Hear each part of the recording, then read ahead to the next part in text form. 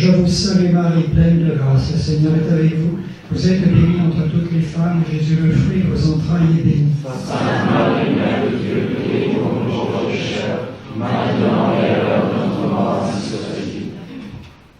Je suis très content d'accueillir ce soir ce professeur Pierre Villard, très connu, qui est docteur en sciences politiques, qui a comme particularité d'enseigner, bien sûr, la géopolitique, ce qui est un sujet passionnant et extrêmement difficile, très technique, et il s'est spécialisé aussi dans le mondialisme et la contre-église dont nous allons parler, et en particulier aujourd'hui, il présente un de ses nouveaux livres qui s'appelle « Archives du mondialisme ». Alors, évidemment, je remercie les prêtres de la Fraternité Saint-Pidis de leur invitation. Thème de cette conférence ce soir, 15 mai 2019, le mondialisme contre l'Église. Sujet vaste qui, en fait, est en lien avec mon nouveau livre, donc Archives du mondialisme aux éditions Nouvelle Terre. Et le thème de cette conférence, finalement, va s'articuler autour de 3 points. Premier point, une présentation générale du livre, quelques caractéristiques.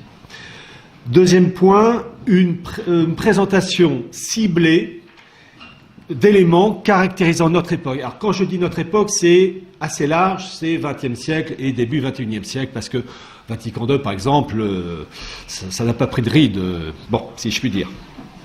Et troisième partie, qui sera sûrement la plus longue, c'est la présentation et les explications des causes profondes, expliquant donc la situation actuelle.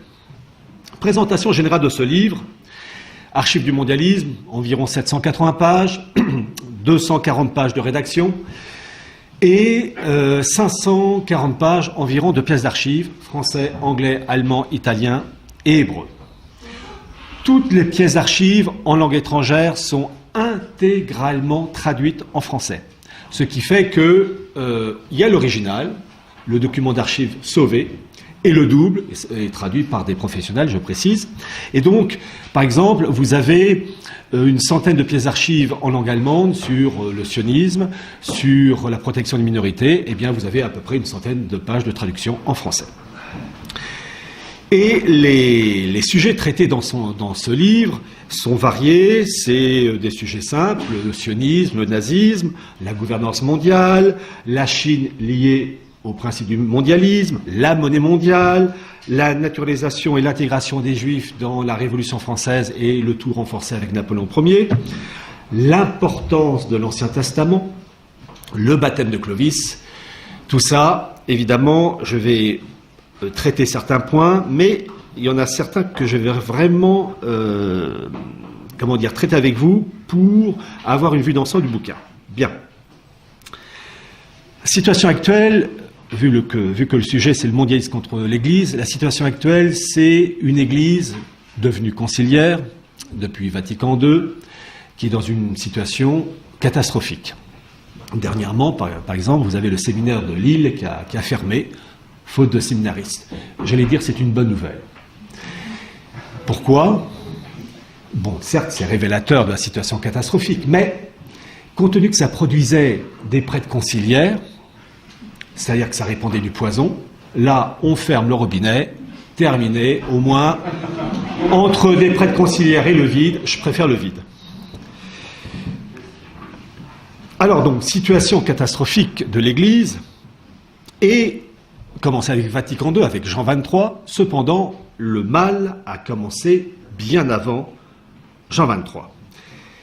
Et lorsqu'on étudie les éléments clés de Vatican II, il faut dire les choses telles qu'elles sont, il y a un acteur décisif, des acteurs décisifs dans cette histoire. Alors évidemment, des prélats véreux, style, on a l'embarras du choix, Cardinal Suenens, Père Congar, etc., etc. Mais on n'insiste pas, on le dit peu parce que c'est politiquement incorrect, et je suis incorrect donc je vais le dire, on n'insiste pas sur le rôle très important des instituts juifs dans Vatican II. Et ce n'est pas une vue de l'esprit, j'ai pu apporter les preuves, en particulier avec les quelques exemplaires de l'Atlas du mondialisme, où vous avez des organismes juifs, comme les Naïbrit. Je rappelle rapidement, c'est une organisation maçonnique juive créée en 1843 au café Zinsberner à New York par 12 juifs allemands, et qui n'acceptent que des juifs en leur sein.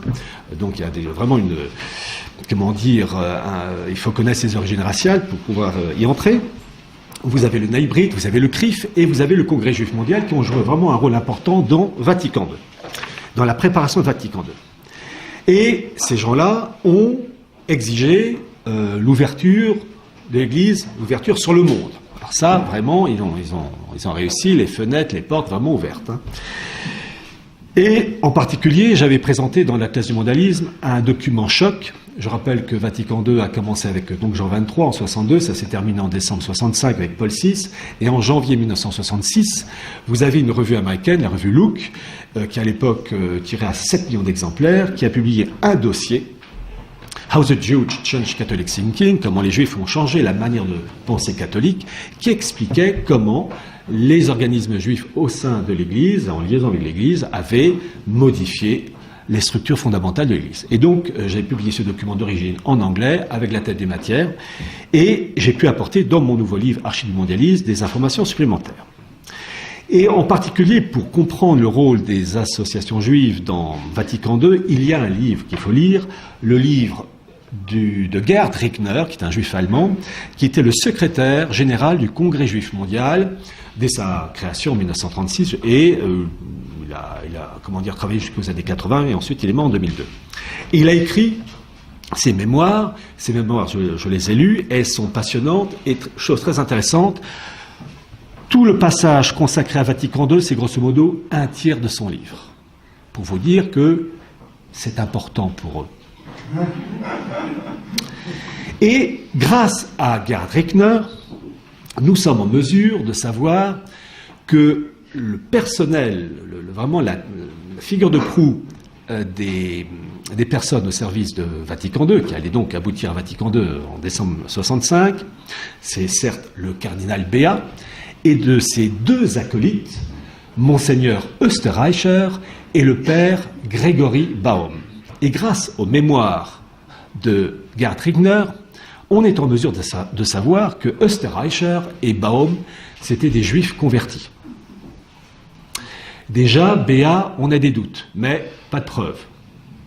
Mais en ce qui concerne Österreicher et Baum, il n'y a pas de souci. Et je vais vous lire l'extrait des mémoires de Gerd Rickner au sujet des deux collaborateurs proches du cardinal Béat. Je cite. Monseigneur John Österreicher était un prêtre catholique d'origine juive, né en Tchécoslovaquie. On prétendait que dans sa Slovaquie natale, il avait fait partie de l'organisation de jeunesse juive à Chomer-Hadzaïr, proche de l'extrême gauche. Pendant le concile, Monseigneur Österreicher était le conseiller du cardinal Koenig de Vienne. Le deuxième membre de la commission était également d'origine juive, Grégory Baum, un Augustin, pour qui j'ai toujours eu une très grande estime. Baum était de 12 ans plus jeune que moi.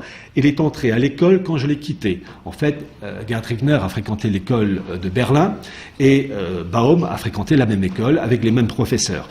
Il venait d'une famille juive complètement assimilée. Indirectement, Gerd Rickner évoque la Haskalah, les Lumières juives. Ce sont les juifs qui, officiellement, ne pratiquent pas leur religion, mais conservent des caractéristiques qui leur permettent de se différencier des autres populations. Et donc, on a la preuve que les deux acolytes du cardinal Béat, grâce à Gerd Rickner, étaient de cette origine. Et la revue Look, en particulier de janvier 66, apporte des informations très intéressantes, puisqu'elle montre en particulier une photo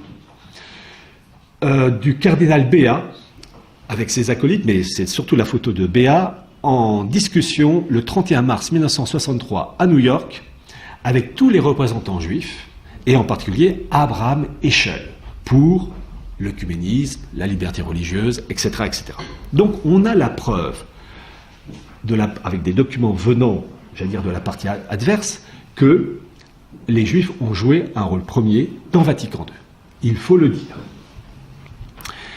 Alors, je vais citer encore Gerd Rickner qui a vraiment porter au pinacle les résultats de Vatican II, entre autres avec Nostra Aetate, vous savez, ce document qui, à l'égard des Juifs, et écoutez ce que dit Gerd Rechner, donc je rappelle, secrétaire général du Congrès juif mondial.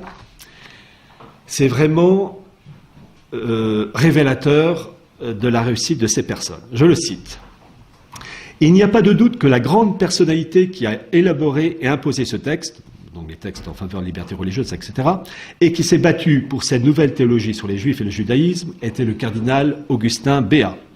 Il a été soutenu dans son action par le pape Jean XXIII et par son successeur, le pape Paul VI, qui a su mener la barque à bon port. Il est tout à fait remarquable que les deux textes les plus novateurs du Concile Vatican II, celui sur les Juifs et celui sur la liberté religieuse, étaient tous les deux l'œuvre du cardinal Béat.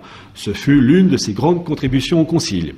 Il a déployé un effort considérable pour assurer l'adoption par le Concile de la déclaration sur la liberté religieuse. Le cardinal Béat fut ainsi le grand protagoniste dans le domaine de l'œcuménisme. C'est par son travail et celui de son secrétariat que le texte du décret sur l'œcuménisme a été élaboré et mené à bon port à travers les écueils du Concile. C'est grâce à sa haute stature que l'Église catholique a fait sienne la cause de l'œcuménisme et a accompli des pas décisifs. Écoutez ce passage. De plus, le cardinal Béat a souligné avec raison que de tous les textes adoptés par le deuxième Concile du Vatican, celui sur les Juifs, Nostra Aetate, est le seul qui ne contient aucune référence aux enseignements traditionnels de l'Église, qu'ils soient patristiques, conciliaires ou pontificaux. Cela démontre, à l'évidence, le caractère révolutionnaire de cet acte. De même, la déclaration sur la liberté religieuse à laquelle nous nous sommes référés à plusieurs reprises va dans la même direction lorsqu'elle reconnaît aux autres religions, y compris le judaïsme, leur droit de rechercher sans contrainte les voies du salut et la vérité de Dieu ainsi que le libre exercice de leur religion. Donc, on a la preuve, venant de la partie adverse, qu'ils sont contents. Et à mon avis, s'ils sont contents, c'est aux dépens de l'Église catholique. Bien. Donc, le ver est dans le fruit. Mais en fait, le ver était dans le fruit des instances de l'Église bien avant Vatican II. Et, voyez-vous, il y a, pour comprendre les origines profondes de Vatican II, un personnage éminemment important à connaître, c'est le cardinal Rampolla, 1843-1913.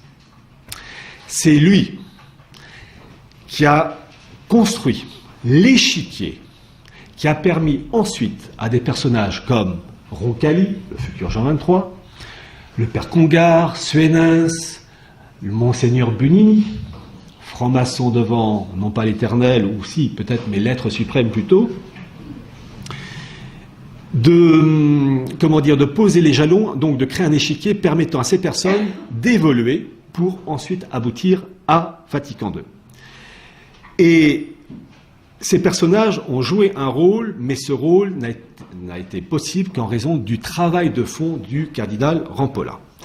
Le cardinal Suenens, en parlant de Vatican II, disait que c'était 1789 dans l'Église, sans quoi il avait raison. Et puis vous avez, je vous l'ai cité, monseigneur Bunini, qui a joué un rôle capital dans la modification du rite de consécration épiscopale avec ce fameux document, le Pontificalis Romani. Bunini était franc-mac. Alors, il faut se rappeler d'une chose, le but ultime de la synagogue, c'est de détruire le sacerdoce.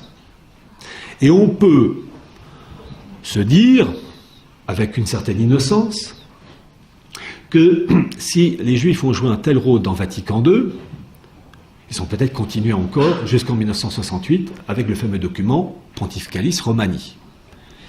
Car modifier le rite de consécration épiscopale, c'est peut-être, quand je dis peut-être avec des guillemets, une volonté d'éteindre et de détruire le sacerdoce. Et lorsque je vous disais que Monseigneur Bunini était franc-mac, évidemment c'est pas de vue de l'esprit, puisque dans mon livre Archives du mondialisme, j'ai publié le document original en italien d'un avocat italien qui s'appelait Pecorelli et qui faisait partie de la loge P2 et qui en septembre 1978 a eu l'heureuse idée, alors je sais qu'il y avait des rivalités entre eux, de publier la liste d'à peu près 120 prélats, beaucoup étaient italiens, mais des Français, francs-macs, avec l'adhésion, enfin la date de leur adhésion, puis surtout leur numéro de matricule. Et en plus, j'ai mis ça en couleur. Alors, c'est le document en italien. Alors, c'est sorti en septembre 1978, l'Observatore Politico. Voilà la couverture. Et la liste intégrale, l'original en italien. Et par exemple, Bugnini, donc celui qui a procédé à la modification du rite de consécration épiscopale, était franc-mac. Alors, c'est dans l'ordre alphabétique. Bugnini, numéro de matricule 1365-75. Document d'origine. Très intéressant de voir que le cardinal Suenens, lui aussi que j'ai cité, qui a dit que Vatican II, 1789, c'était Vatican II, c'était 1789 dans l'Église. Suenens, il avait comme numéro de matricule, il ne faut quand même pas l'oublier. Alors, Suenens, je ne le trouve plus. Voilà, ça y est, numéro 2164. Et très intéressant de savoir que vous avez en particulier dans cette liste des évêques, les évêques Angelini et Noé, francs-macs, avec numéro de matricule dans cette liste, mais qui ont été faits cardinaux par Jean-Paul II en 1991. Donc on voit l'infiltration maçonnique dans les plus hautes instances religieuses. Donc il ne faut peut-être pas s'étonner des conséquences après. Voyez-vous, je vous ai cité le cardinal Rampolla, mais avant d'aller plus loin sur Rampolla, j'ajoute que dans ce livre, vous avez un document aussi en italien, lui aussi entièrement traduit en français, avec la photo et le texte, la photo représentant la première réunion des dignitaires de l'Église catholique avec le chef de la franc-maçonnerie italienne, qui, en 1969, qui s'appelait Gamberini. Donc on a vraiment l'épreuve absolue que les plus hautes autorités de l'Église se réunissaient avec les francs-macs et les plus hautes autorités maçonniques de l'Italie à l'époque. Et la réunion en 69 a eu lieu dans un hôtel qui s'appelle l'hôtel Astor. Pour ceux qui connaissent la famille Astor, c'est d'une ironie. Enfin non, c'est très logique en fait. Bref. Ah, petit détail. Pecorelli, l'avocat qui a publié donc cette liste en septembre 78, bon évidemment, il a déplu. En mars, je crois que c'est mars 79, il s'est fait buter de 4 balles dans sa voiture. Je vais vous parler de cardinal Rampolla, qu'il faut connaître. Et vous avez un ouvrage très intéressant sur le cardinal Rampolla, d'Henri Barbier, le titre « Le réseau Rampolla », et je vous invite fortement à lire ce livre riche en informations. J'ai fait la préface de ce livre pour la 2e édition. Et je rappelle que Rampolla était le bras droit de Léon XIII. Et lorsque ce dernier est mort en 1903, eh bien, cardinal Rampolla a failli devenir pape. Alors certains vont dire encore théorie du complot, parce qu'il est ajouté que dans cette histoire, c'est l'Autriche des Habsbourg, enfin l'Autriche-Hongrie, François-Joseph, c'est l'Autriche-Hongrie qui s'est opposée à l'élection de Rampolla, donc à son arrivée sur le trône papal. Et certains disent théorie du complot, c'est inventé, etc. Non, c'est vrai. L'Autriche des Habsbourg a vraiment joué un rôle dans le blocage. Normalement, Rampolla devait devenir pape. Grâce au livre d'Henri Barbier, on sait qu'il était lié au plus haut degré de la franc-maçonnerie. Et donc, ça sentait très, très mauvais. Et grâce à l'intervention de l'Autriche-Hongrie, la chose ne s'est pas faite. Voyez-vous, quelquefois, nos ennemis lâchent des informations de première main. Et à titre personnel, j'ai la chance d'avoir les carnets complets de Theodor Herzl, le fondateur du sionisme. En 5 volumes, 2000 pages. Et ces gens-là, ils balancent quelquefois des informations, ils ont tort, bon, parce que quelquefois on peut en profiter. Et dans les carnets complets de Theodor Herzl, en sachant que j'ai la photo dans le livre, avec l'information sous la photo, dans ces carnets complets, volume 5, page 1836, je vous donne la référence, vous avez cette information où il est dit qu'effectivement, cardinal Rampolla a failli devenir pape mais la chose ne s'est pas faite parce que l'Autriche d'Habsbourg a mis le holà. Donc on a la preuve de la part de nos ennemis, et pas n'importe qui, Theodor Herzl, que vraiment le vent du boulet, il n'est pas passé très loin. Et heureusement, on a eu Saint Pie X. Et Saint Pie X a été un homme providentiel parce qu'il a repoussé l'échéance de Vatican II. Vatican II aurait dû arriver bien plus tôt.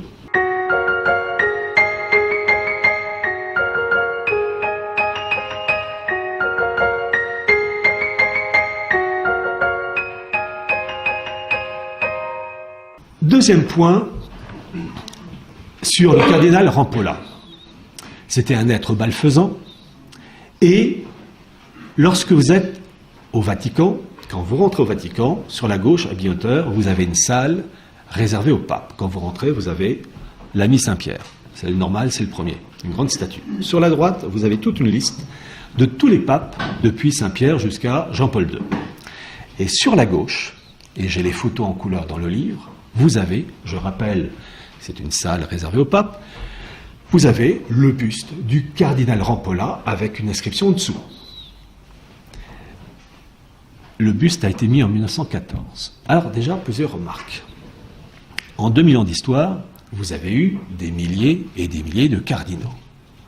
Pourquoi sur les milliers de cardinaux, il y en a un, Rampolla en l'occurrence, qui a le droit d'être dans la salle des papes? Eh bien, on peut deviner, puisqu'on sait déjà qu'il a failli devenir pape. Celui qui l'a mis, ce buste, en 1914, c'est pas le pape Saint Pie X, c'est Benoît XV, qui, de la Chiesa, de son nom, qui a été à un moment donné son bras droit, son secrétaire de Rampolla, quand ce dernier était à Madrid, à la nonciature de Madrid. Et donc, de la Chiesa, futur Benoît XV, savait que son chef, si je puis dire, Rampolla, aurait dû devenir pape. Donc, il a estimé qu'il fallait mettre son buste dans la salle des papes. Troisième point, pour souligner la nocivité de ce Rampolla qui vraiment a créé, je vous dis, l'échiquier permettant de favoriser Vatican II. Le cardinal Rampolla était lié à un homme qu'il faut impérativement connaître, qui s'appelait Joseph Ratzinger, 1888-1960. Je vous dis tout de suite, vous devez connaître les noms de Rampolla et de Ratzinger aussi naturellement que les prénoms de vos parents. C'est le couple maléfique, malgré la différence d'âge. Vous allez comprendre. Je mets temporairement Rampolla de côté et je vais vous parler de Ratzinger. Ratzinger, donc, 1888-1960. Je vais vous montrer l'importance de Ratzinger. Voyez-vous, vous avez, comment il s'appelle, Philippe de Villiers, qui a fait un bouquin sur, Schumann, Monet, Walter Einstein, et il a balancé des informations fort intéressantes. Mais il n'a pas donné les informations clés. Comme pour Rampolla, Rampolla a créé l'échiquier permettant ensuite à des Roncalli, Congar, Suénens, etc., Paul VI, d'agir. Eh bien, Ratzinger, c'est le Rampolla des affaires temporelles. C'est lui qui a créé l'échiquier permettant ensuite à des Monet, à des Schumann, à des Paul Horishpak, à des Walter Einstein, enfin toute la clique jusqu'à aujourd'hui, d'agir de manière malfaisante. Donc il faut le connaître. Alors, pour vous donner une petite idée du personnage, il a été dans les années 20 le bras droit du président mexicain Plutarco Calles, franc-mac de son État, et qui a joué un rôle très important dans la guerre des Cristeros. Vous savez, ces Vendéens mexicains. Eh bien, Ratzinger était son bras droit. Et d'ailleurs, à un moment donné, Plutarco Calles enverra Ratzinger à Rome pour essayer d'arranger la situation avec la situation de Cristeros. Ratzinger a été, durant la Seconde Guerre mondiale, le bras droit du général Sikorski, le fameux gouvernement polonais en exil, qui, en 1943, au moment de l'affaire de Katyn, eh bien, vous savez, ce charnier d'officiers polonais, pour une fois, les nazis n'étaient pas responsables de ce charnier, c'était les cocos, enfin, c'était Staline. Et évidemment, on ne pouvait pas, vu la guerre, les Anglais et les Américains, charger Oncle Joe, comme ils disaient. Et donc on a accusé les nazis d'être les responsables de ce charnier. Et, comment il s'appelle, Sikorski, il avait d'autres informations, d'autres preuves. Et à Gibraltar, avec une mallette sous le bras, il a pris l'avion, et là, exceptionnellement, Reitinger ne l'a pas accompagné. Reitinger l'accompagnait toujours. Et là, non, il est resté à Gibraltar. Donc l'avion a décollé, effectivement, mais splatch. Et Sikorski est mort, et donc les papiers, zut, on ne va pas pouvoir en parler. Lendemain de la Seconde Guerre mondiale, Reitinger est la figure de proue.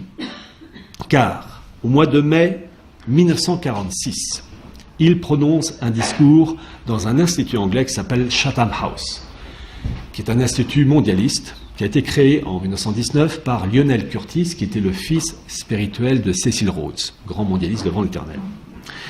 Et Chatham House, son équivalent américain, c'est le CFR, c'est le CIC pour les Canadiens, en sachant que ces milieux anglo-saxons vont jouer un rôle très important dans la création en 1948-1949 de l'équivalent du CFR chinois, le CPIFA.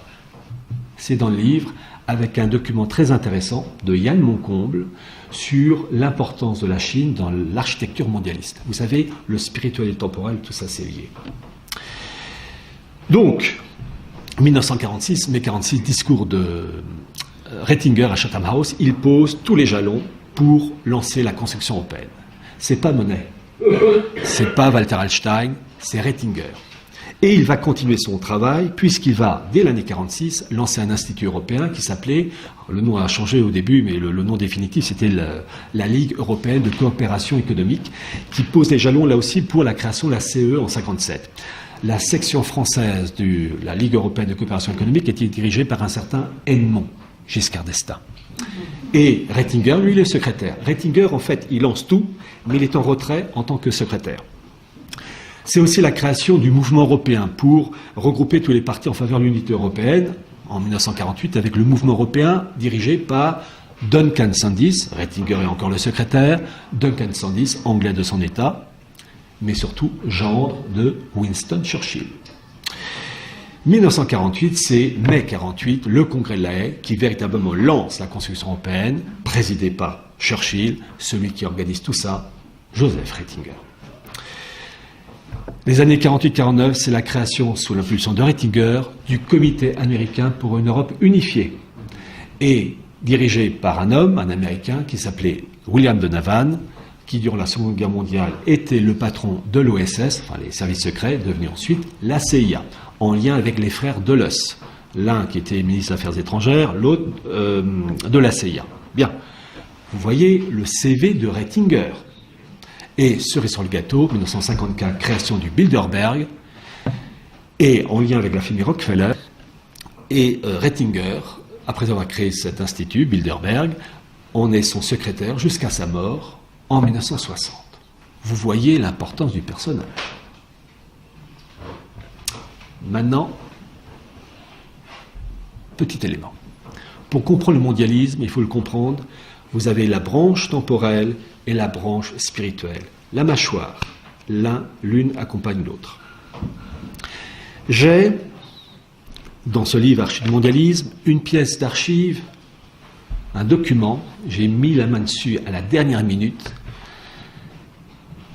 extraordinaire, c'est inédit.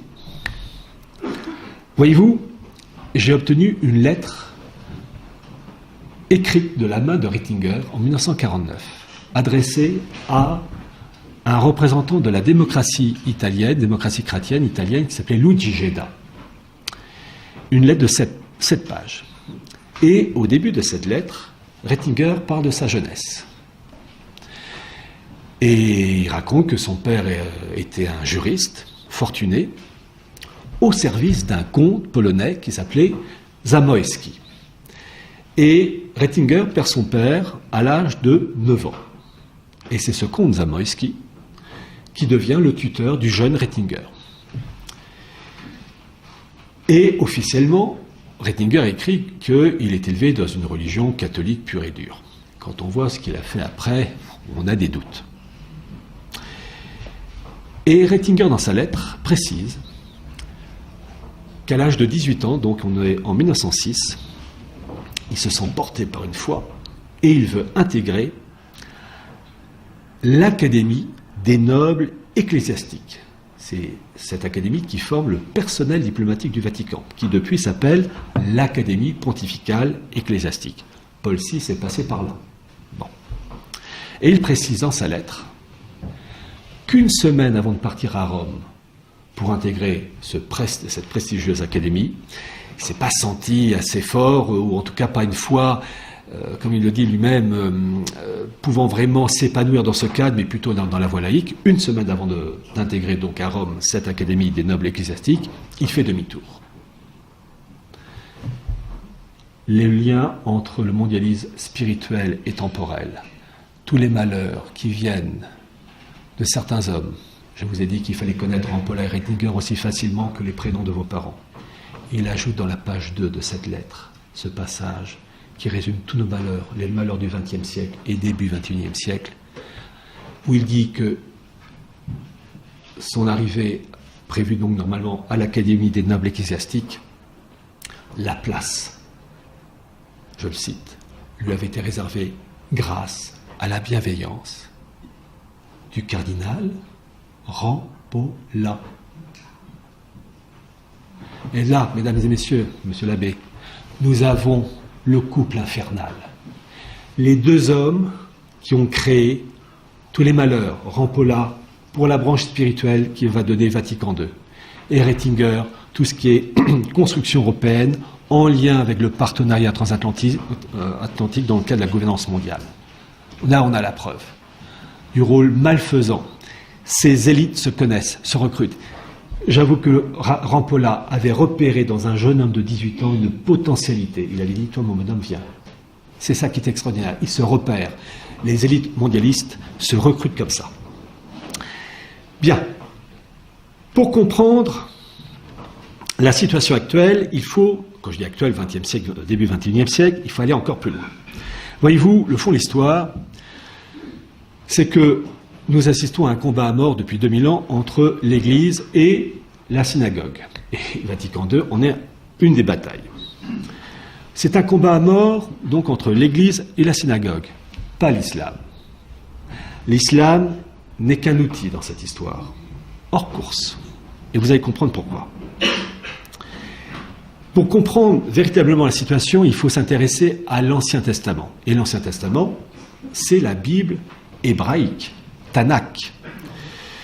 Et, évidemment, ça a été le socle aussi avec l'Ancien Testament pour l'Église, en sachant évidemment que l'interprétation diffère. Mais cette Bible hébraïque, je présente rapidement, se présente donc avec 5 livres, Genèse, Exode, Lévitique, Nombre et Deutéronome, avec toute une série de prophètes, sans tous les citer, Jérémie, Isaïe, Jonas, Osée, Zacharie, Isaïe, je l'ai cité encore, et des écrits ou hagiographes, le livre d'Esther. On peut être légitimement désorienté devant cette masse de documents, surtout que certains sont allégoriques. Et, voyez-vous, il faut, dans une masse de documents, trouver l'élément clé, le fil rouge, le fil directeur qui permet de comprendre tout le reste. Et pour comprendre, trouver l'élément clé et comprendre le raisonnement, je vais utiliser un exemple que j'ai déjà utilisé dans une conférence précédente, mais je trouve que c'est utile, donc je recommence. Je vais vous parler de Napoléon, du général Bonaparte, et vous allez comprendre. Quand on voit l'épopée napoléonienne, qu'est-ce qu'on voit ? D'abord un général, on voit le siège de Toulon, on voit la campagne d'Égypte, on voit la paix d'Amiens en 1802, qui dure qu'1 an, puis la guerre reprend avec les Anglais, avec Trafalgar, peu de temps après. On voit Napoléon en Prusse, en Autriche, en Russie, sans oublier la guerre d'Espagne, bref, et tout ça, ça se termine en juin 1815 à Waterloo. On est pris dans un tourbillon. Comment expliquer l'épopée napoléonienne ? Alors il y a un homme qui a parfaitement saisi le fil directeur, un homme de génie pour qui j'ai une immense admiration, mais malheureusement qui avait un esprit naturaliste, c'est Jacques Bainville, son Napoléon de 1931, qui explique que le cœur de l'affaire de l'épopée napoléonienne, c'est la Belgique. En effet, les armées de la Révolution en 1792 vont conquérir la rive gauche du Rhin et la Belgique en priorité. Et ça, l'Angleterre le refuse catégoriquement, car la Belgique, plus exactement, le port d'Anvers est un pistolet braqué sur l'ongle, comme le disait le Premier ministre de l'époque, William Pitt. Et Napoléon hérite donc de ces annexions révolutionnaires, et pour obliger l'Angleterre à accepter le contrôle par la France de la Belgique, il va imposer un blocus commercial. Et lorsque Napoléon est à Berlin, c'est pour obliger la Prusse à rentrer dans ce blocus commercial pour le maintien de la Belgique dans la sphère française. Quand Napoléon est à Vienne, c'est pour obliger l'Autriche d'Habsbourg à participer à ce blocus pour garder la Belgique. Quand Napoléon est à Moscou, c'est pour obliger les Russes à participer à ce blocus pour le maintien de la Belgique dans le cadre français. Et en face, l'Angleterre, elle fait tout pour casser ces alliances. Et l'histoire se termine en juin 1815 à Waterloo, en Belgique. C'est-à-dire, ça commence en Belgique, ça se termine en Belgique. C'est le fil directeur. Eh bien, lorsque vous avez cette méthode de raisonnement, il faut l'appliquer pour l'Ancien Testament. Cherchons la Belgique de l'Ancien Testament. La Belgique de l'Ancien Testament. Quand on voit la Bible hébraïque, avec le Jardin d'Éden, on voit un moment de perfection, Adam et Ève, et vous avez le fameux serpent tentateur qui va prononcer cette phrase qui est d'une modernité aujourd'hui, vous serez comme des dieux. Et la faute d'Ève, entraînant Adam, fait qu'il va avoir ce qu'on appelle le péché originel, qui se traduit par l'expulsion d'Adam et Ève de ce paradis terrestre. Et les conséquences de cette expulsion, c'est l'homme qui travaillera à la sueur de son front, la femme qui accouchera dans la douleur, bon à l'époque ils ne connaissaient pas la péridurale, et le tout conduisant à la mort. Bref, pas la joie. Et pourtant, à peine la faute a-t-elle été commise qu'il y a l'annonce de la revanche. Genèse 3,15, où il est indiqué qu'une femme, avec une postérité, écrasera de son talon la tête du serpent.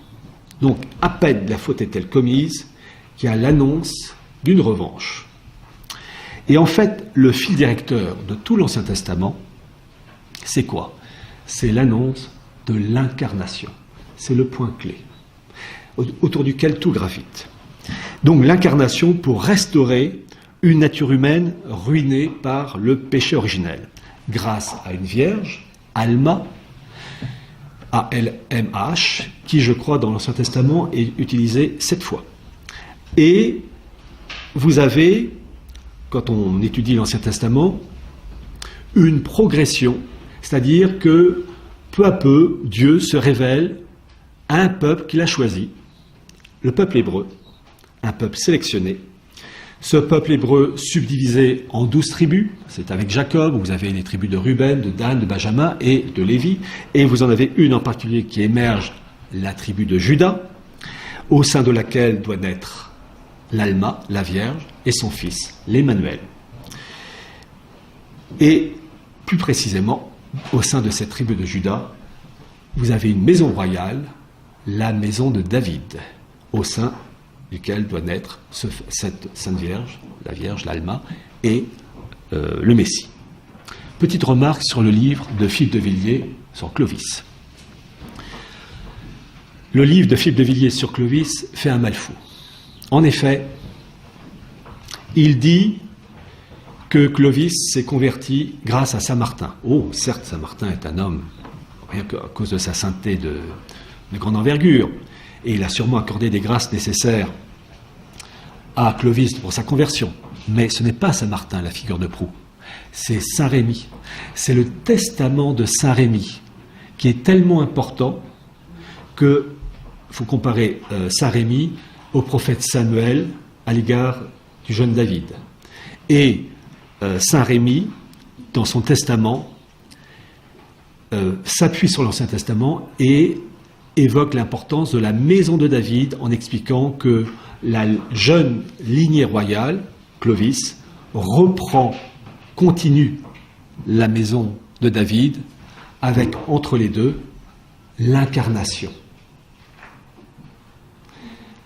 Et ça, le copain de Philippe de Villiers, Éric Zemmour, de confession juive, ne va pas le lui rappeler.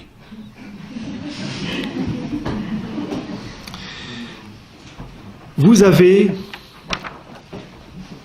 le psaume 52, le psaume de David, où Dieu promet à David certaines choses. Et on retrouve ça dans le testament de Saint Rémy.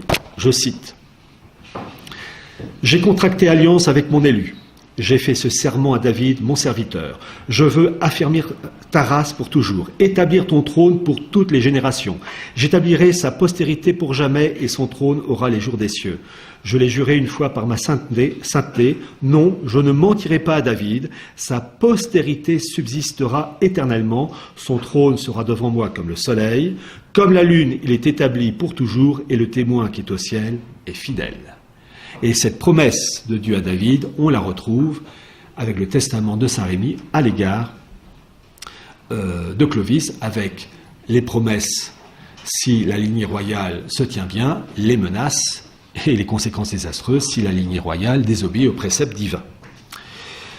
Et en plus de ce psaume, on peut ajouter les psaumes 21 et 109 de David, qui évoquent, et c'est un point très important, un Messie souffrant, une Jérusalem spirituelle, c'est entendu l'Église, avec la préfiguration du Christ, annoncée avec Melchizedek, près du Très-Haut, annoncée déjà dans la Genèse 14, où Melchizedek se présente devant Abraham après la victoire de ce dernier face à ses ennemis, où Melchizedek se présente donc devant Abraham avec du pain et du vin. C'est l'annonce, ça préfigure le Christ. Donc tout l'Ancien Testament est l'annonce d'un Messie via la maison de David, et toute la politique du serpent, Satan, est de détruire cette maison de David, toute cette lignée royale, tous les rois qui vont suivre après le roi David, de corrompre les Hébreux via le paganisme, des sens sataniques, les sacrifices humains, mais aussi donc chercher à détruire ces lignées royales en faisant intervenir des chefs militaires païens, assyriens comme Téglat-Phalasar, Salmanassar, Sargon, Sénachérib, pour détruire cette maison de David et, en bout de course, dans l'espoir de détruire l'incarnation. C'est ça l'Ancien Testament. C'est la promesse de Dieu qu'il y aura vraiment un Messie au sein de la tribu de Juda, plus précisément la maison de David, et en face, vous avez les forces sataniques qui utilisent des chefs militaires, Téglat-Phalasar et compagnie, pour tenter de détruire cette maison de David et, s'ils avaient réussi, par ricochet, empêcher l'incarnation. C'est le cœur du sujet. C'est le cœur, c'est la Belgique. Bon. Mais vous avez aussi, parmi les chefs militaires qui ont essayé de trucider la famille royale, enfin la famille de David, vous avez au IIIe siècle à peu près la dynastie grecque des Séleucides, avec Antiochus Épiphane, qui est une sorte d'antéchrist avant l'heure, et qui fait tout pour pervertir le mosaïsme, et donc pervertir le mosaïsme dans l'espoir d'empêcher l'incarnation, afin donc d'éradiquer les promesses bibliques annoncées par Dieu à David. Donc bien comprendre que le peuple hébreu est un peuple choisi, qui doit être épuré de toute influence païenne, s'entendu satanique, afin de produire dans sa chair la Vierge, l'Alma et le Messie. Le peuple hébreu est l'outil, j'allais dire la couveuse, qui doit produire, si je puis dire, donner naissance au produit final, le Messie. C'est ça. Et les prophètes de l'Ancien Testament annoncent ce Messie. Par exemple, je vous ai cité comme prophète Michée. Michée est extraordinaire, c'est lui qui annonce le lieu de naissance du Messie, Bethléem. Bien. Mais, parmi tous les prophètes, je vais vous en citer un sidérant, ahurissant, le prophète Isaïe, en particulier Isaïe 8-9. Nous sommes, alors selon la tradition de l'Église, Isaïe c'est le 8e siècle avant Jésus-Christ, et les extraits que je vais vous donner d'Isaïe sont d'une modernité, d'abord pour son époque, mais surtout pour la nôtre, et en fait tous les 2000 ans d'histoire de l'Église, en lien avec des éléments politiques. Dans Isaïe 8-9, le roi Achaz, donc descendant du roi David, est menacé à la fois par une partie de son peuple, le peuple juif, qui se rebellent contre l'autorité royale, mais aussi par des chefs militaires païens. Et donc Isaïe essaye, j'allais dire, de rameuter tout ça pour demander au peuple juif de se ressaisir pour rester fidèle à cette maison de David, permettant au bout de course l'incarnation. Et il précise, Isaïe, que malheureusement, de nombreux juifs ne vont pas rester fidèles à cette maison de David, donc à l'époque qu'il vit, mais aussi dans l'avenir, avec des conséquences à très très long terme, jusqu'à notre époque. Donc en parlant de ces juifs infidèles, que dit-il ? Je le cite. « Beaucoup d'entre eux trébucheront, ils tomberont et se briseront. » C'est-à-dire qu'ils vont se rebeller, mais ils vont se casser la figure, vraiment. Lis le témoignage du verbe lier. Scelle l'enseignement, du verbe sceller. Scelle l'enseignement dans le cœur de mes disciples, c'est-à-dire des juifs restant fidèles à la maison de David.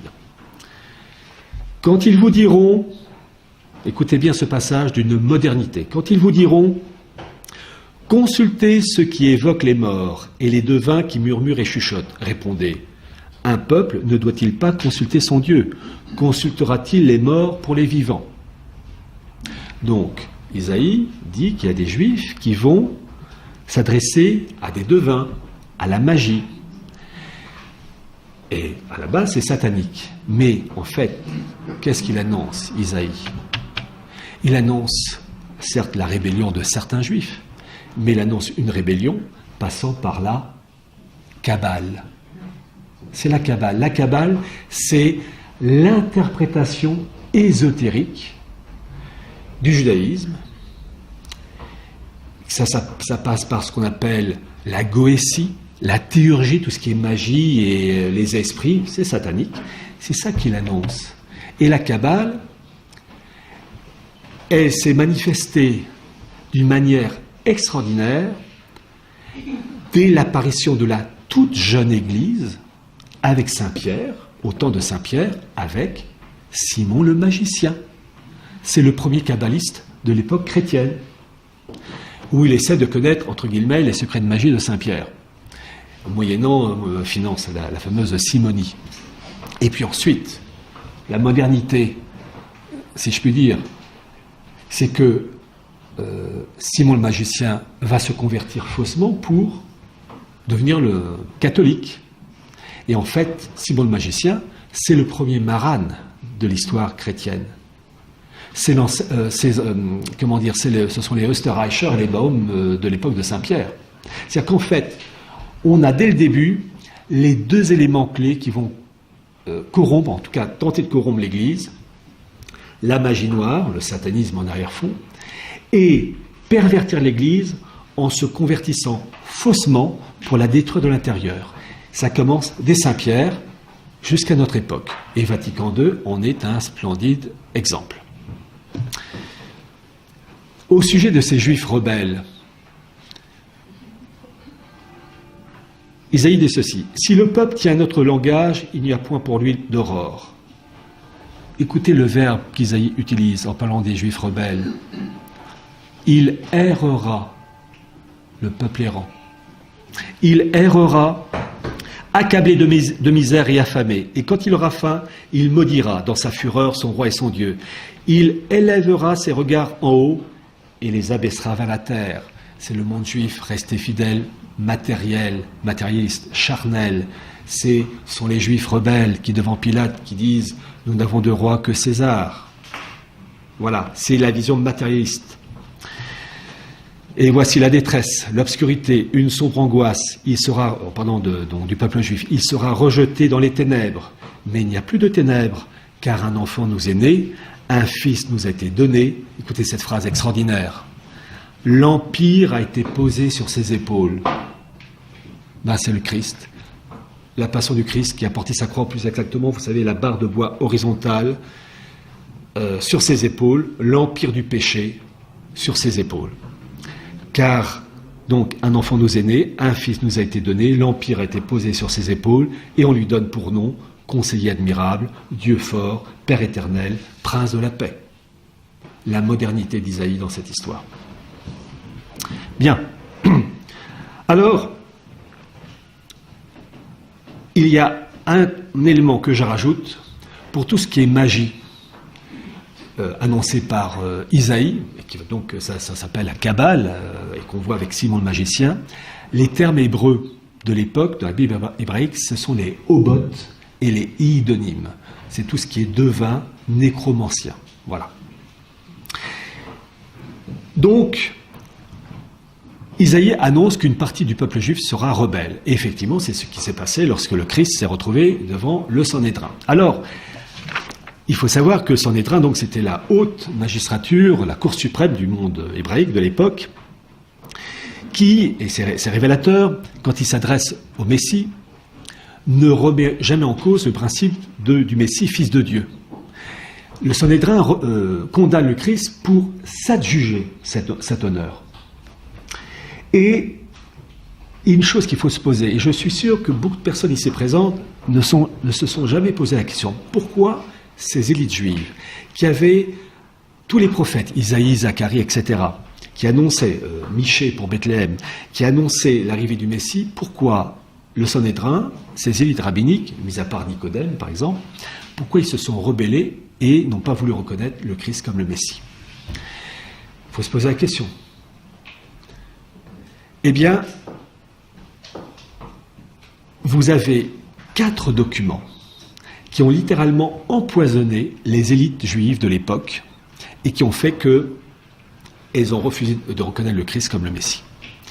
Et avant de vous citer ces 4 documents, il y a une chose que je voudrais vous donner, une citation d'un prêtre, l'abbé Joseph Lehmann, qui a su résumer en une très belle phrase le Messie. Je vous ai dit que le Messie devait naître dans la maison de David, descendant de David. C'est ce qu'on appelle l'union hypostatique, vrai homme et vrai Dieu, hypostase, substance. Écoutez cette magnifique phrase. Le Messie, fils de David, par sa génération temporelle, le Seigneur de David, par sa génération éternelle. L'art d'écrire en une phrase, alors que d'autres vont faire un bouquin de 300 pages. Bon. Alors, les 4 documents qui vont littéralement empoisonner les élites sanhédrins entre le 4e siècle et le 1er siècle avant Jésus-Christ, il y en a 4 essentiellement, le livre d'Enoch, le Shemoneh Ezrei Berakot, les psaumes de Salomon, en sachant que Salomon n'a rien à voir, les psaumes de Salomon avec le fils de David, et la Sibylle hébraïque. Pour faire court, ces 4 documents rejettent l'idée d'un Messie souffrant au profit d'un Messie guerrier pour la gloire d'Israël. Et quand on connaît ces documents qui sont dans le livre et expliqués, on comprend beaucoup mieux le comportement des élites juives à l'égard du Christ. Et durant le 1er siècle, qui suit donc la mort du Christ, cette haine antichristique va se renforcer avec 4 autres documents qui sont les Targum, le livre des Jubilés, le 4e livre d'Esdras et l'Apocalypse de Baruch. Là aussi, le Messie souffrant est évacué au profit d'un peuple juif, véritable pierre angulaire pour un renouveau du monde, au profit, pour la plus grande gloire d'Israël, le tout dans un cadre millénariste. Et voyez-vous, mesdames et messieurs, nous avons là tous les germes de ce qu'on verra plus tard, pendant 2000 ans. Toutes les hérésies, Arius, que ça soit les Nestoriens, que ça soit le mouvement hussite, que ça soit le protestantisme, on a tous les germes qui vont se développer en sachant qu'en arrière-fond, les non-juifs, les goïms, seront excités par cette haine antichristique qu'on retrouve dans ces documents. Et en particulier, je pense aussi que ces documents antichristiques, on les retrouve dans la réforme lorianique du rabbin Isaac Luria au XVIe siècle. C'est ça qui va donner toute sa lignée de Sabbat Haïsfi et Jacob Frank. Bien. Il y a un point qu'il faut rappeler. Lorsque le nouveau judaïsme s'est créé, après la mort du Christ, il s'est créé en opposition et en haine farouche du christianisme. Ce nouveau judaïsme, qui n'a plus rien à voir avec le mosaïsme, il s'est mis en place entre le 2e et le 6e siècle. C'est le Talmud. Le Talmud, c'est le code civil, politique, religieux du monde juif. Talmud de Jérusalem et de Babylone, avec la Mishnah, la Gemara. Mishnah, ce sont les écrits, Gemara, ce sont les commentaires. Tout ça en lien avec la Kabbale que je vous ai déjà évoquée. Et, chose très intéressante, le Talmud va prendre le dessus sur la Bible. Et je cite les propos d'un rabbin, enfin en fait d'un juif converti au catholicisme, l'abbé Lehmann, qui s'est appuyé sur des documents juifs. Écoutez ceci: la Bible est l'eau, la Mishnah est le vin, le Talmud est la liqueur aromatique. Qui s'occupe de la Bible fait quelque chose d'indifférent, qui s'occupe de la Mishnah mérite récompense, qui s'occupe du Talmud fait de toutes les actions la plus méritoire. Le Talmud prime désormais sur les textes bibliques. Et, il faut rappeler ce point, entre 270 et environ 150 avant Jésus-Christ, la Bible hébraïque a été traduite en grec par les élites juives d'Alexandrie, les élites juives hellénisées, ça donnait la Septante. Et ça a été très important parce que, à l'époque, l'anglais de l'époque, c'était la langue grecque. Donc ça a été diffusé sur tout le pourtour méditerranéen. Par la suite, les Juifs rebelles au Christ se sont mordus les doigts. La citation que je vais vous donner vient directement du dictionnaire encyclopédique du judaïsme. Je cite: « À la longue, la Septante allait être de plus en plus décriée par les milieux juifs. On ne s'étonnera donc pas de la déclaration des sages, selon laquelle le jour où 70 anciens, 70, 70 personnes, 72 personnes pour certains qui ont traduit, selon laquelle le jour où 70 anciens écrivirent la Torah pour le roi Ptolémée, en grec, c'est le roi égyptien, il fut aussi mauvais pour Israël que le jour où le veau d'or fut fabriqué, puisque la Torah ne pouvait pas être traduite de manière adéquate. Donc, pour les Juifs, la traduction en grec, la Septante, est une catastrophe. Pour comprendre l'essence même de ce judaïsme, de ce nouveau judaïsme antichristique, je vous ai dit qu'il s'est mis en place entre le 2e et le 6e siècle. Il faut observer les faits historiques et chronologiques. En effet, ce nouveau judaïsme antichristique s'est construit en opposition, et uniquement en opposition au christianisme, pas à l'islam. C'est pourquoi j'ai dit tout à l'heure que l'islam était hors course. Parce qu'entre le 2e et le 6e siècle, l'islam n'existe pas. L'islam n'apparaît qu'au 7e siècle. Donc, bien comprendre que ce nouveau judaïsme, c'est une construction anti-catholique, uniquement anti-catholique. Mais il faut se poser immédiatement la question, il s'est construit en opposition au catholicisme, mais opposé à quoi? Opposé à quoi? Eh bien, tout simplement, comme je l'ai dit, à l'incarnation. Ces juifs rebelles refusent catégoriquement de reconnaître que ce Jésus de Nazareth, c'est le Fils de Dieu incarné, vrai homme et vrai Dieu. Et eux, les juifs, ils attendent toujours leur Messie à leur service. C'est vraiment l'opposition fondamentale. Alors,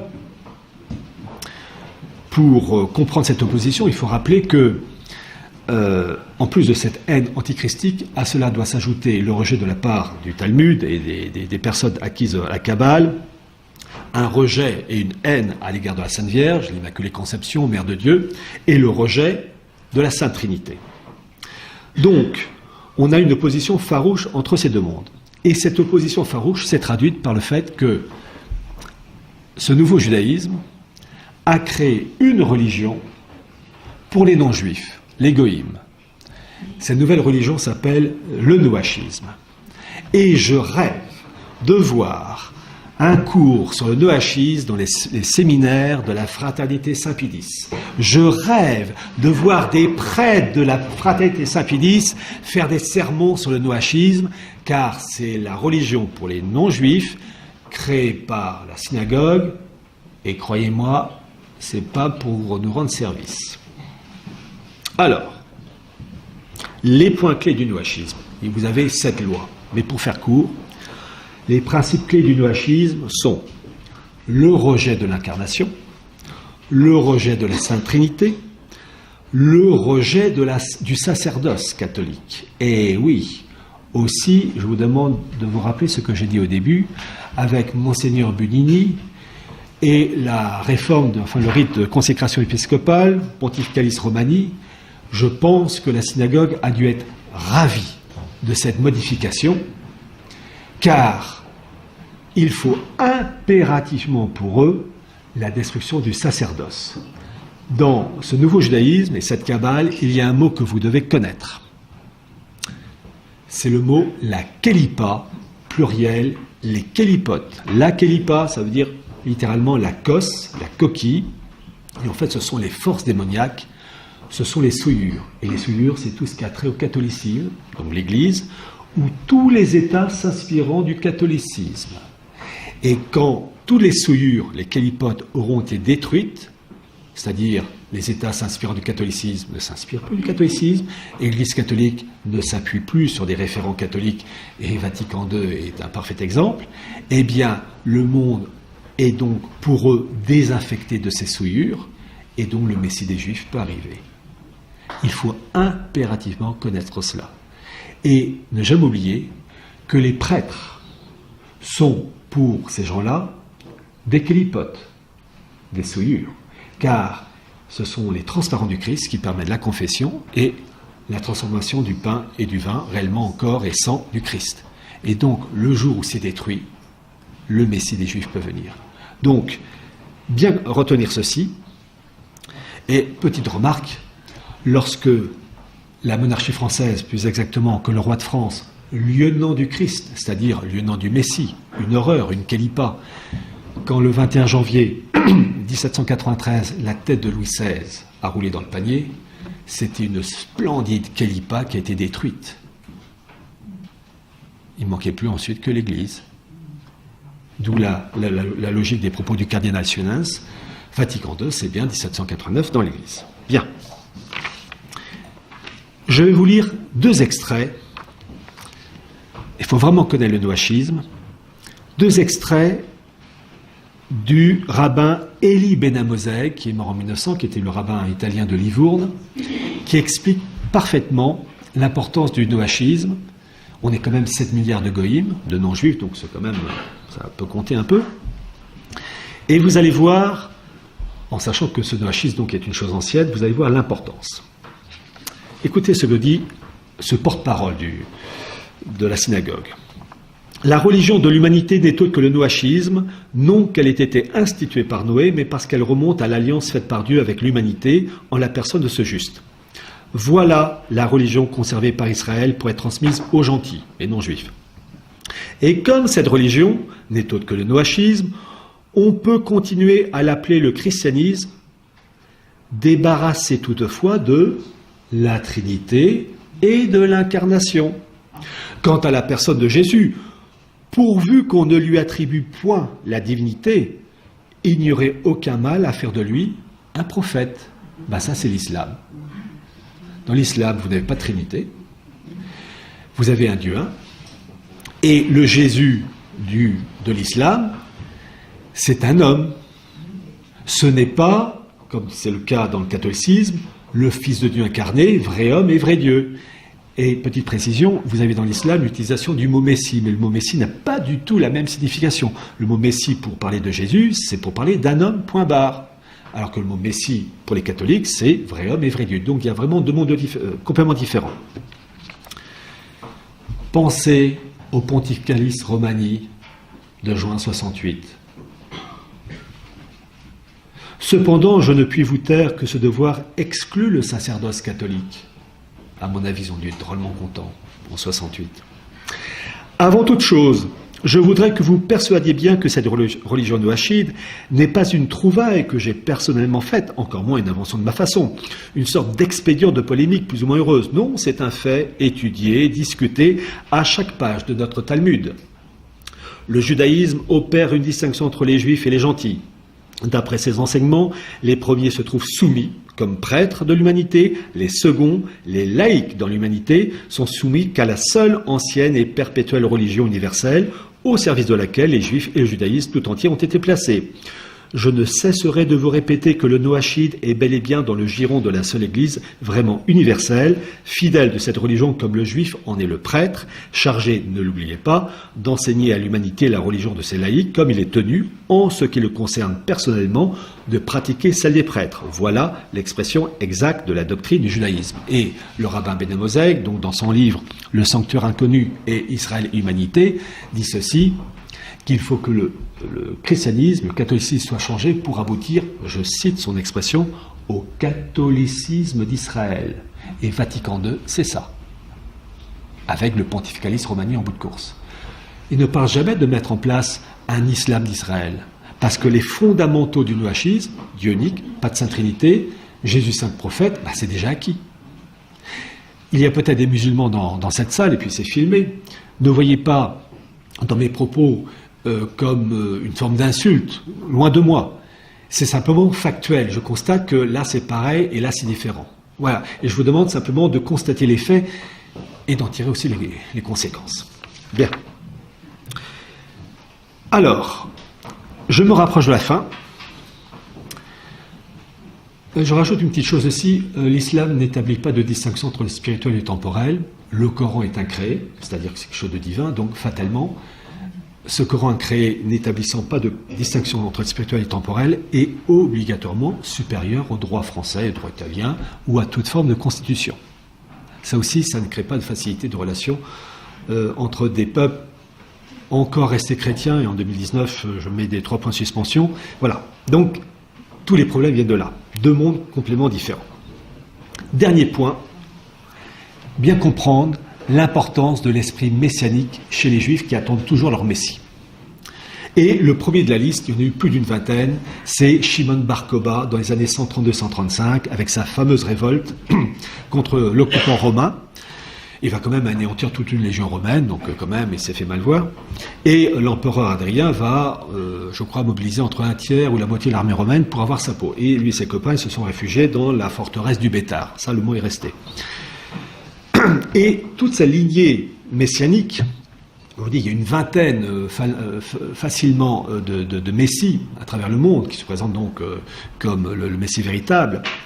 Sachez une chose, dans ce livre, Archives du mondialisme, j'ai parlé de l'intégration des Juifs dans la Révolution française avec Napoléon Ier. J'avoue que j'ai fait une découverte qui m'a sidéré. La connaissance absolument extraordinaire du monde juif, du messianisme juif, par Mirabeau. Mirabeau connaissait ces choses-là, mais c'est simple, il vous donne le nom du messie juif perse du XIIe siècle, Alroy. Il connaissait Sabbatai Tzvi, qui est donc ce rabbin, lui et ses amis, ses disciples plutôt, qui vont se convertir faussement à l'islam au XVIIe siècle. Mais ça, sans problème. L'islam, Dieu unique, apparaît pour les Juifs, pas de Sainte Trinité, pas de sacerdoce, etc. Bien.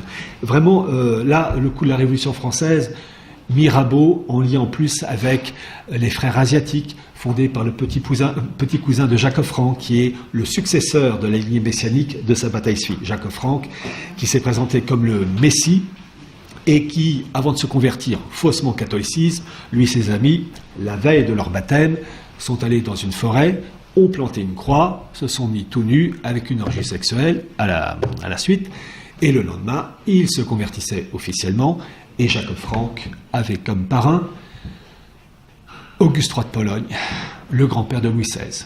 Ça explique aussi beaucoup de choses dans la Révolution française. Le franquisme, Jacob Frank, a joué un rôle capital dans Vatican II. Vatican II, c'est la suite du franquisme. Et d'un point de vue temporel, la politique des néoconservateurs américains, c'est du franquisme. Et pour vous résumer et terminer, je suis à la dernière page, tenez le coup, il y en avait 6. Pour comprendre le franquisme et l'idéologie franquiste, il y a dans ce livre une pièce d'archive absolument exceptionnelle. Voyez-vous, quand on parle du christianisme, vous avez la Bible. Pour l'islam, le Coran. pour le communisme, Le Capital de Marx, pour le nazisme, Mein Kampf. Eh bien, pour la première fois, vous avez dans ce livre la doctrine franquiste. Vous avez une équipe d'universitaires juifs américains. Cette équipe a publié les textes écrits de la main de Jacob Frank et de ses disciples, 1767, 1768 et 1800. Ce sont les originaux en hébreu, le tout traduit en anglais avec les explications, plus d'une vingtaine de pages, et l'intégralité ensuite traduite en français. Et cette doctrine franquiste du XVIIIe siècle va pourrir l'Église avec Vatican II, et cela jusqu'à la fin des temps. Je vous résume les 4 points de l'idéologie franquiste. Inciter les Juifs à se convertir en catholicisme pour pervertir l'Église de l'intérieur. Là, c'est Österreich, Schreibaum et bien d'autres. Deuxième point, très intéressant. Dans l'idéologie franquiste, il faut pratiquer la rédemption par le péché, faire un mal en vue d'un bien. Ce n'est pas un truc qu'on enseigne en temps normal. Eh bien, qu'est-ce qu'ils disent? Ne pas hésiter à massacrer des Juifs dans le cadre de l'Apocalypse, permettant de créer des tensions pour passer à une étape supérieure. Le nazisme a joué un très grand rôle dans cette histoire. Ça a permis la création de l'État d'Israël. Troisième point, idée de réincarnation d'un messie, d'un homme passant à un autre. C'est la fameuse, vous savez, la métempsychose, le Gilgoul dans la Kabbale, où l'idéal messianique passe d'un élu à un autre. Il faut penser, il faut raisonner comme eux. J'avoue que ce n'est pas évident, mais il faut se forcer. Donc, l'idéal messianique passe d'un Sabbatai Tzvi à un Baruchia Rousseau, à un autre Jacob Frank, etc. Et la fidélité, la perfection pour eux, c'est d'aboutir à l'Antéchrist. Lorsque la Sainte Vierge, en 1846, à la Salette, apparition reconnue par l'Église comme Lourdes et Fatima, elle annonce beaucoup de choses. Elle dit à un moment donné que l'Antéchrist naîtra de l'union d'un évêque et d'une religieuse hébraïque. C'est déjà la parodie, le singe de Dieu, la parodie de la nativité. Mais en fait, la Sainte Vierge annonce le franquisme. Disons la finalité du franquisme. C'est ça qu'elle annonce. Et le dernier point, cette politique franquiste doit aboutir, et là je cite les termes exacts de cette équipe d'universitaires juifs américains, à la rédemption d'Israël en soumettant le monde, y compris l'Église catholique. Autant vous dire, et je le dis tout de suite, toute personne catholique traditionnelle doit connaître ces textes, les diffuser, mais en priorité, les séminaristes, les prêtres et évêques de la fraternité Saint-Pédis doivent impérativement connaître ces documents. Car Vatican II est infesté par ces idées franquistes, cela perdurera jusqu'à la fin des temps. Donc il faut les connaître. Je termine en conclusion. Nous sommes dans une nasse, une mâchoire mondialiste, avec la mandibule mondialiste temporelle, pensez à Rittinger, la mandibule mondialiste spirituelle, pensez à Rampolla. C'est le temps de l'éclimpse. Certes, il est dit que l'espérance est une vertu. Il n'empêche que nous paierons très cher les erreurs de nos ancêtres, ceux qui ont fait 1789, ceux qui ont fait Vatican II, les erreurs tragiques du passé et les conséquences douloureuses pour nous donnent finalement raison au prophète Jérémie. Ne disait-il pas, je le cite, « Les pères ont mangé les raisins verts et les dents des enfants en ont été agacées ». Je vous remercie de votre attention.